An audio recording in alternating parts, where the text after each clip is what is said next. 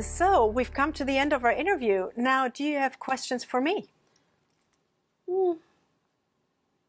Not really.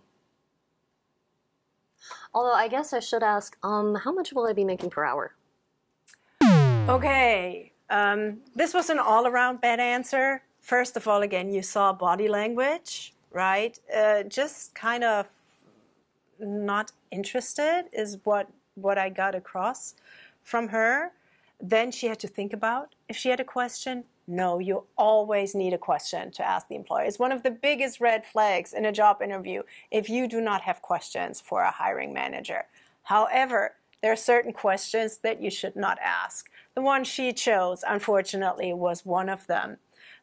Compensation will come up at some point, ideally after they made the decision that you are their chosen candidate. You do not want to bring it up, and especially not in the way she did. We've come to the end of our interview. Now, do you have questions for me? Yes, I hope you don't mind. I actually wrote some down. All right, good. Well, first, I wanted to ask, what do you like about working for this company? Excellent question. This is one of my favorite questions for the interviewee to ask, because an interview is a two-way street, right? You, as the person that gets interviewed, you want information about this company and about this job. You have to make the decision, if you get offered the job, do I even want to work there? Is this a place where I can see myself? And with a question like this, hopefully you will get some answers for this. Because she wants to hear, why do I like about it? So now I would tell her all the things I love about the company. And then she could make the decision from this. Are these the same things that I value? Or are these things that are completely not important to me? So this gives her a lot of information to base her decision on.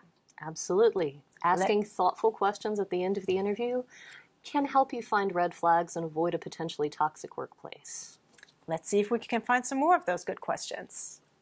Lynette, do you have any questions for me? Yes. Can you tell me about the best person that you've ever had in this role as an administrative assistant and what made them so good at the job? This is probably my absolute all-time favorite interview question for the same reason as the one before, because she will get a ton of information about what I, as her potential new supervisor, value most about employees.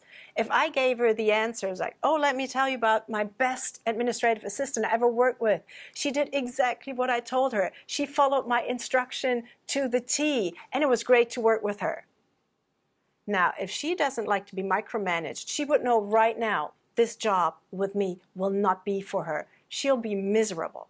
But now if I answered in a way that, oh, let me tell you about my greatest administrative assistant. She was wonderful.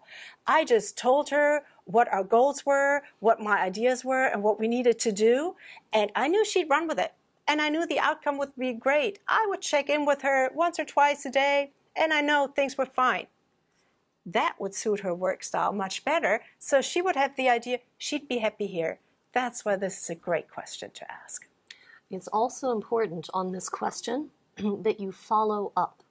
When they talk about what they see as a great administrative assistant, what qualities make someone successful in that role, you need to then talk about why you meet those criteria. This is a chance for you to once again help sell yourself as the right person for the job. Excellent. Do we have another one? Yes. Let's hear it. Well, I wanted to ask you, what is going to be my #1 priority for my first 90 days if I get the job? Great.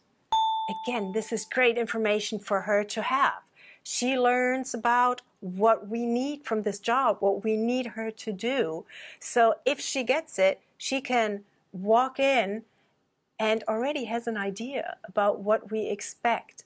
It goes back to the same thing. She will get a lot of information out of this question. My final question was, what can you tell me about the training process for beginning this job? Okay, this is a no-brainer, right? You want to know what the training process is like, what the development opportunities are like, and you know what something else that you can find out with this?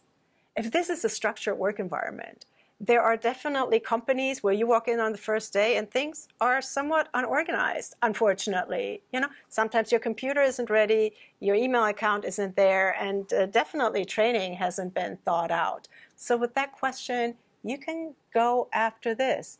Do they have a process? Do they do it the same with everybody? Or is this a kind of, well, we'll see when you get here kind of place? Again, it's something you want to know. Additionally, asking this question positions you as someone who's eager to learn and as somebody who has an eye on details and on thinking ahead. These are all going to reflect positively on the interview.